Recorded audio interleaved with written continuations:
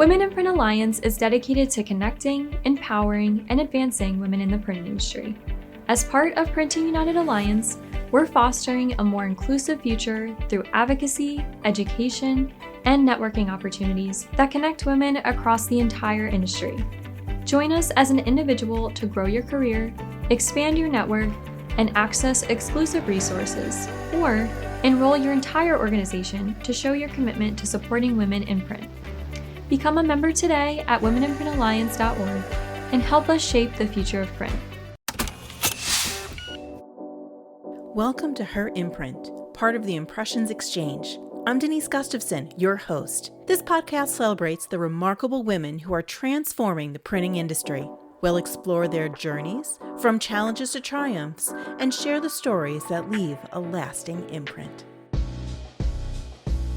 Today, I have with me Mariel Bolger, Account Executive with National Sales with Bolger. So, Mariel, welcome. Thank you. Thanks so much for having me. It's a pleasure to have you on. To get us started, can you give us a little history about Bolger? Yeah. So Bolger is my family's company. I'm a third generation owner in the company, and I also work full time there. We begun 93 years ago and were started by my grandparents, actually. They were originally had a shopper called the Lake Street Shopper and realized that the printer was making all the money.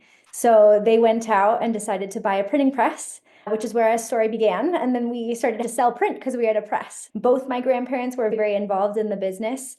But my big kind of inspiration, especially being in this industry, was my grandmother. She was one of the founding women in the industry. Was really quite the trailblazer there. And she was actually named Man of the Year for the Printing Industries of America. Back in the day, they changed it to Person of the Year for her.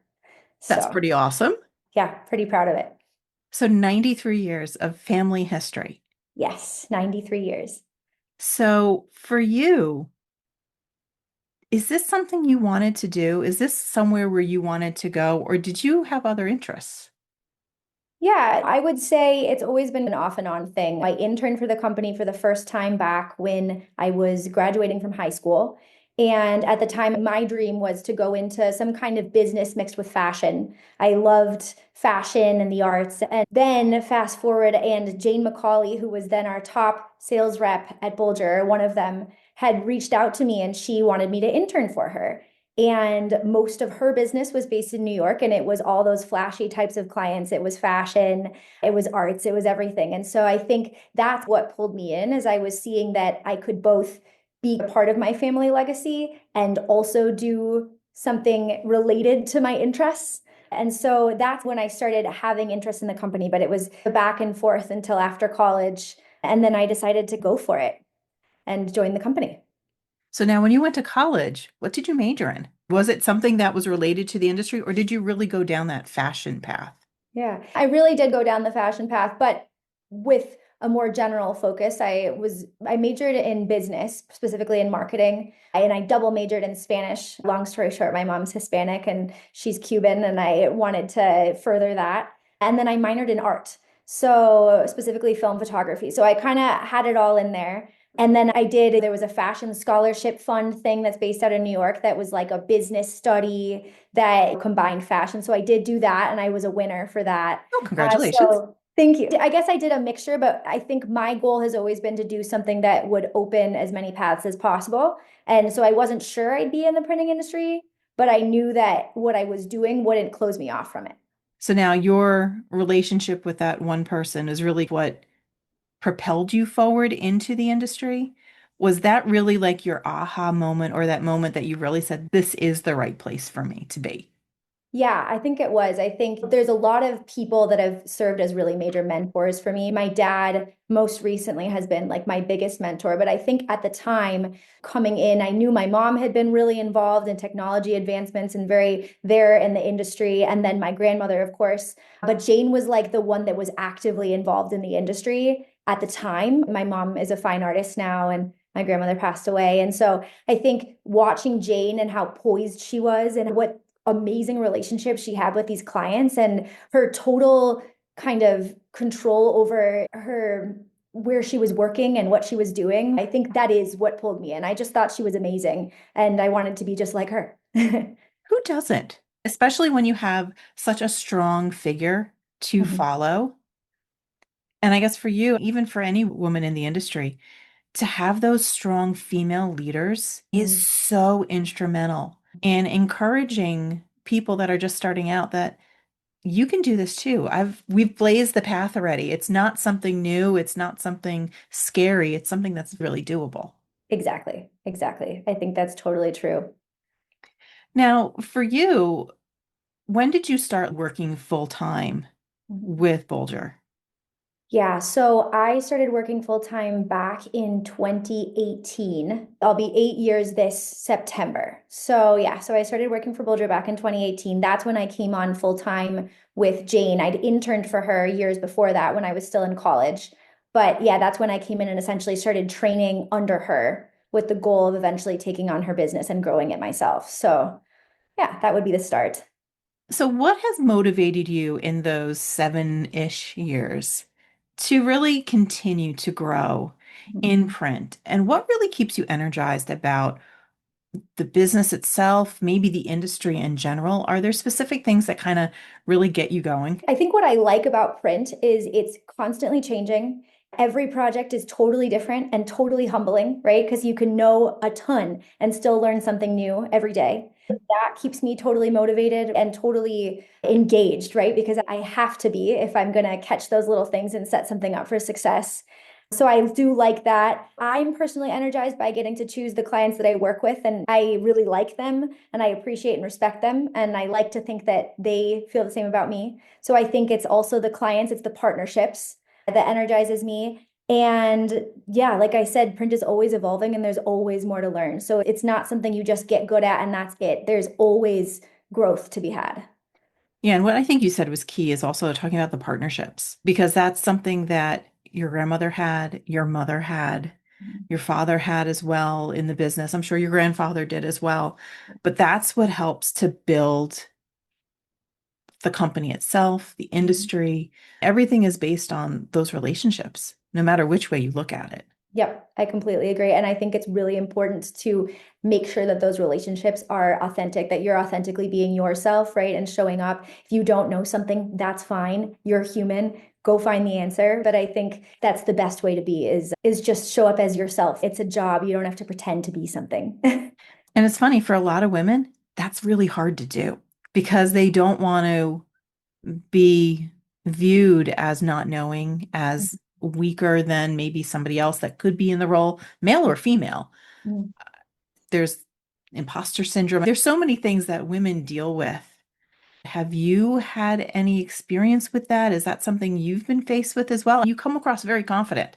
I think every woman, maybe every person, has a certain amount of imposter syndrome, especially when you're young, working in an industry that has such pros that have been around. I feel like it's actually rare to meet someone that's been in the printing industry for less than 10 years. Like it's the kind of industry that people commit their lives to, which is a beautiful thing about it. And I think, of course, everyone has a little bit of that. Do I really belong? Do I really know my stuff? But overall, I have found that my youth is one of the greatest boons to my success, right? Because I think people love to help young people, both within the industry, but also clients. I think young is refreshing, it's real, it's authentic, right? And so I've really personally leaned into that. And I've leaned into being able to say, no, I don't know, but I'm going to get back to you and get the answer. And I think that's the easiest way, right? Because you don't want to say something that you don't truly know is real, or because then you could just lead someone down a rabbit hole. So I think that's how I deal with it. Of course, there's some wavering on occasion, but as long as you're utilizing your resources and your team and giving answers that you feel confident in, doesn't matter how long you take to get them. And honestly, being honest with your client and saying, I don't know that, let me get back to you, probably builds more trust with them anyway. Yeah, I think so too. I know for me, I've said this a couple times, I would rather have somebody tell me, I don't know, but let me find out. Because then you can trust the answer. You know that they're working to get you exactly what you need, what you want. Yeah. And then you'll trust them with something else, even if something is more complicated or more confusing. look, Right. I I need to think it would work be a through partner. this. Yeah. Like I think that's what, because then they know, okay, Marielle might not know the answer, but we can work together. Here's what I'm trying to do. And she can bring in her expertise and I can bring in mine, and then we'll create something even better. I Yeah. agree. And if you have to find somebody on staff, that subject matter expert to do whatever that special thing is, Mhm. you're going to go and do it for them, Yeah, exactly. no matter which way. Now, obviously, your history with such strong female figures is an anomaly. Because as you said, PIA changed the man of the year to person of the year. The industry tends to be very much male dominated. Is there any misconceptions or even outdated assumptions that people have about the industry that you would love to see changed or fixed? Yeah. So I think one thing, and I think it is less like increasingly now, but one thing that I'll say over and over again is that print is not dead, right? Hmm. It's very much alive. And it's not just manufacturing, right? I think people picture printers being they're wearing jeans and they've got ink underneath their fingernails and they're just these manufacturing people. And it's anything but that, right? It's a high-tech, highly skilled custom manufacturing industry that challenges you with every single project. It is very much alive. And I guess what I would also say is that it's very much in need of a new generation to take up the gauntlet. And so we want people to join this industry because we expect it to hopefully exist forever. And it's time to start some turnover. I always say with that, imagine a world without print or imagine a world without packaging. Yeah. Print is going to be with us, I think, for a very long time because especially you look at packaging, how else are we going to get like milk or like other products too? It has to be in a package. There needs to be some kind of identification on it. How can it not? And especially for keepsakes too, I just think print print gets in your face, right? It's something you Mhm. have on your coffee table, it's on your counter. It's whether that's a catalog or a coffee table book that you're going to cherish forever. It's something that is out in the physical world, whereas something digital is a lot harder to remember, to get access to. So I think of it as even say that there's a memento that people are holding on to, and say your kids go looking years later, they're going to be looking at your yearbook. That's a physical book. They're not going to go online, and it's just, Yep. it doesn't have the same impact, I think. I think that's where print really has that value. I know for me, I love taking pictures. I take a lot of digital pictures, but I take thousands and thousands of pictures over the course of a year. I only print a couple, but those are the ones that you cherish and you have those memories. Instead of, I know I took a picture of that somewhere. Let me try to find it on my Yes. phone. Yeah. It's the one that makes it onto your fridge Exactly. or into a frame, right? Yeah. Exactly. It's memories, it's all of those, like you say, those mementos that means so much. But I think a lot of people in the general consciousness don't consider that print. Oh, it's just a photograph. Oh, it's just this. They don't bring the things that we have, the direct mail, all of the things that there's an industry behind it. Yeah. They forget that. It's a huge industry. And it's funny, the whole print is dead thing. I'm going to go back to that because that's a pet peeve of mine that drives me crazy. Those assumptions of what the print industry is. A couple years ago, the New York Times I love the New York Times. They had a feature on behind a paperback. So they actually went the making of how does the paperback get on the shelf? Yeah. Like all the pictures, looking, I'm like, okay, look, that's a lovely offset press. And then they have all the dirty rags next to it. And I'm like, the industry is not like that anymore. It is so different from that. Yes, that is one piece of it. But I've also had women that say, yeah, I get my nails done every week because I don't have to worry about getting ink under my nails or getting dirty or whatnot. It's a clean environment. It's cleaner than most places, especially when you come to digital. You worry about the dust and all of the other things, about how that's going to impact the machine. Right. And that's why it kills me. It's like people just don't understand. Yeah.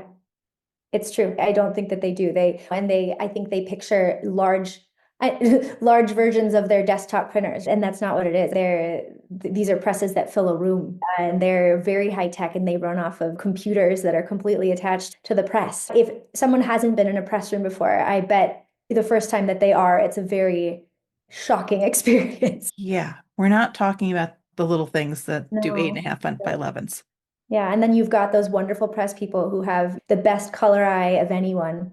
And they're both running this giant machine. And then they also have this really delicate capability of seeing color and making something award winning. So I just love that juxtaposition there of the two skills that I'm running major big equipment, and then I also am seeing color better than anybody and press okaying something. So It's amazing. yeah, And the artistry that goes into it too. exactly. In some cases, especially if you're going with some of the letter presses, you're going some of the older equipment, that is such an artesian skill Mhm. that we're losing in this industry, which is so sad. Yeah.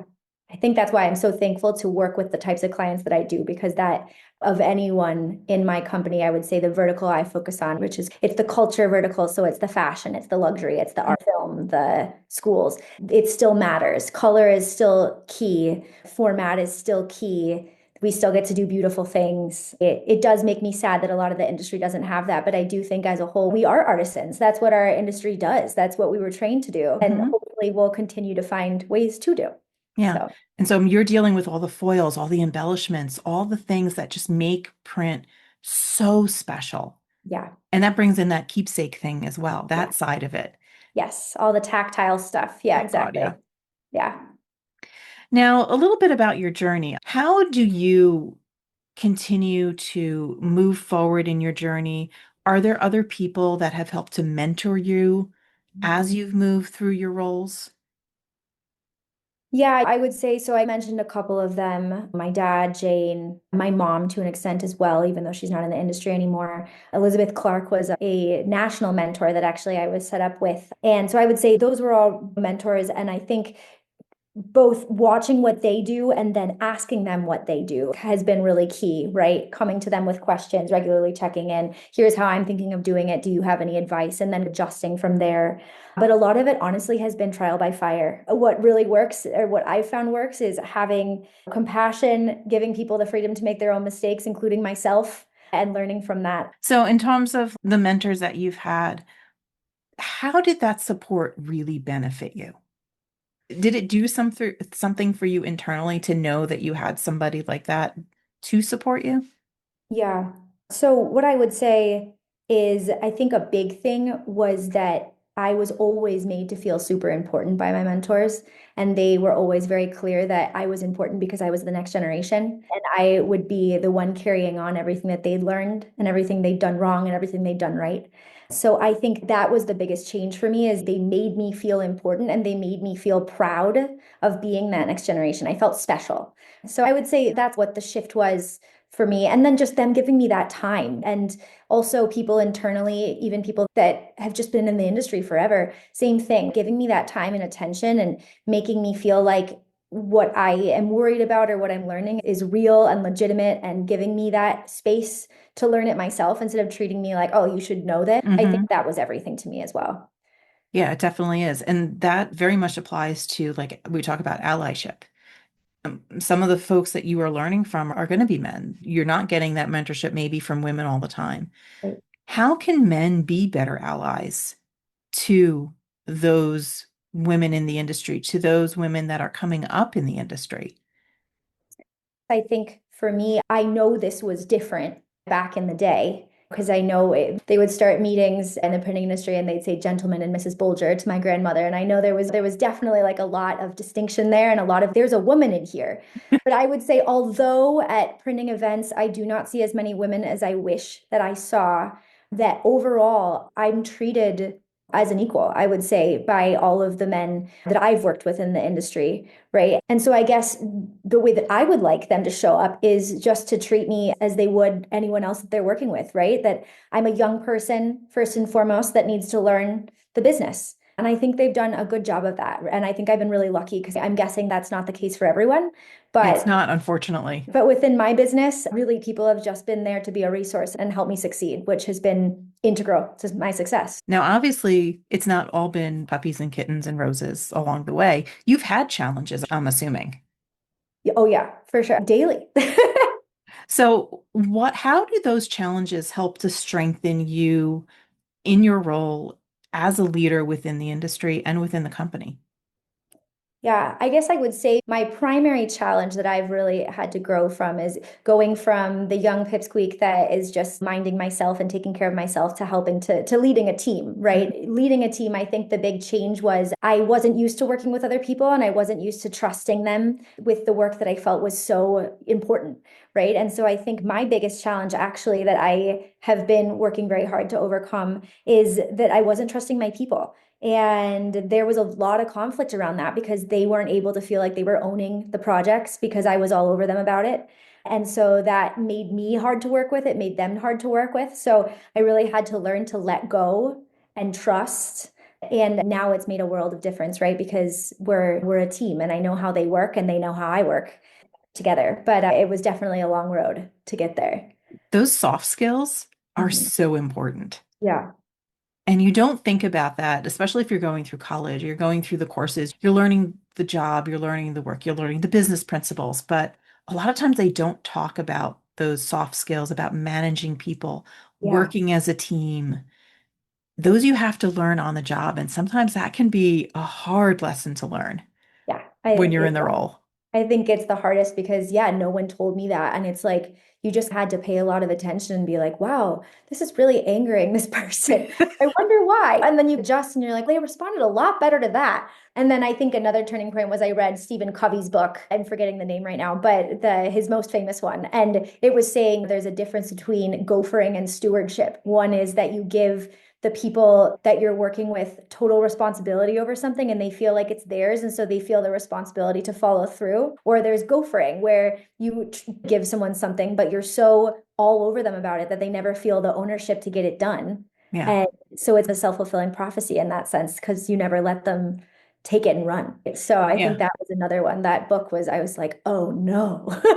And I had to adjust myself from there. Yeah. In the back of their mind, they're like, oh, she'll just remind me when this is due. Or Exactly. instead Exactly. of them knowing, oh, this is what's on my calendar, this is what I need to get done to fulfill this job and move on. And I want them to take it and run because we're a Yeah. team. And if I'm always focusing on running a job, it's hard to focus on selling more jobs.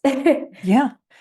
And then you can't grow, the company doesn't grow. But that's hard to, in some ways, to make sure that you can have that trust with those that you work with. And it does take time in some cases to build the trust between you and the others as well.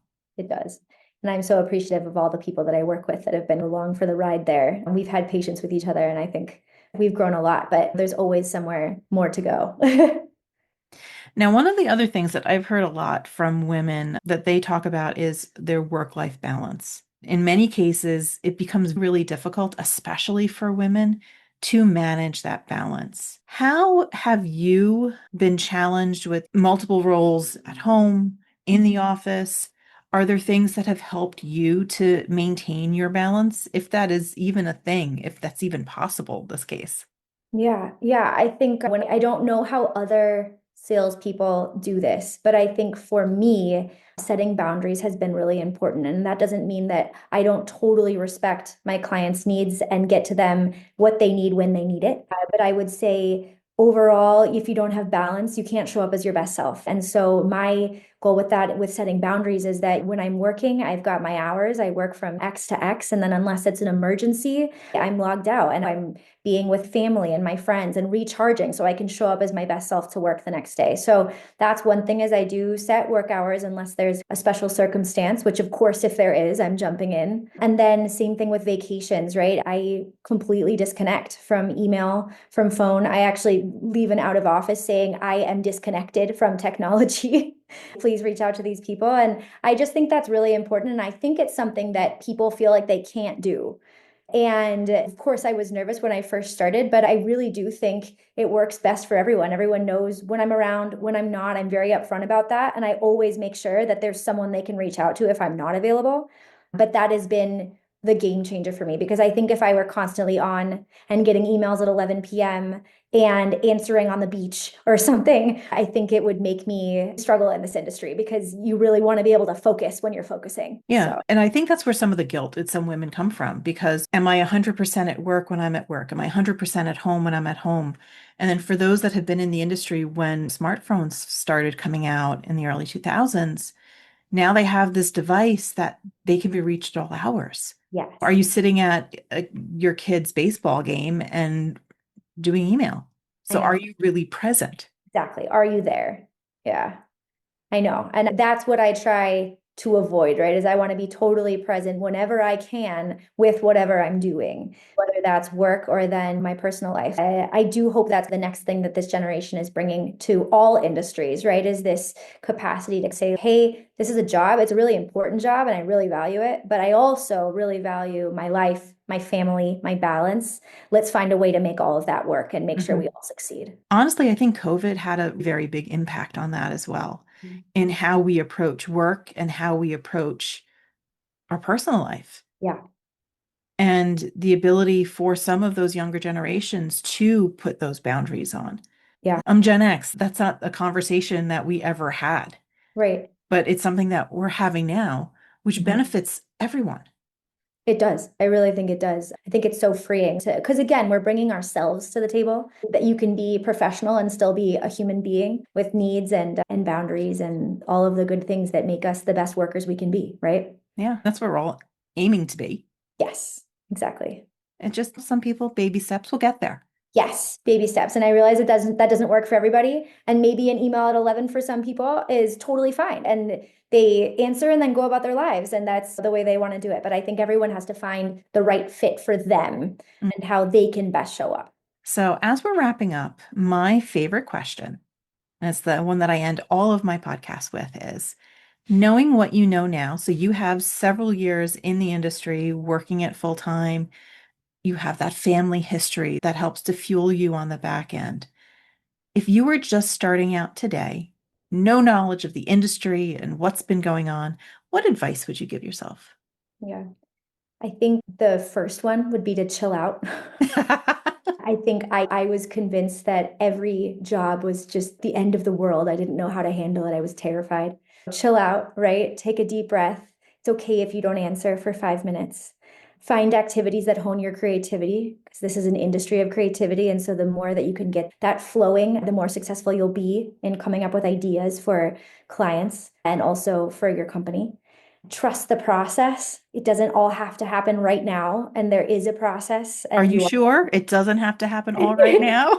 Sometimes I'm not. There's days where I'm not, but that is what I would tell my younger self. Get as much training as you can while you're learning and sell internally. The people in your company are your greatest resources. Don't take them for granted, because they're going to be the ones that help you succeed. And then finally, enjoy the now, because it's going to get hard soon enough. And if you're just starting out, this is the easiest it's going to get. So enjoy that and live. So Well, that's what I'd say. And I think that's all great advice for all of us, whether we're new to the industry or we have a couple years under our belt. Right. It's good reminders too. For me too. Well, Mariel, thank you so much for being with me today. I really appreciate your time. Yeah, thank you. It was super fun. Thank you for joining us on this journey to celebrate and amplify the voices of women in the printing industry. If you have a story to share or know someone whose journey deserves to be highlighted, we'd love to hear from you. Together, let's continue inspiring and empowering the next generation of leaders. Until next time, keep leaving your imprint. This is Her Imprint. See you soon.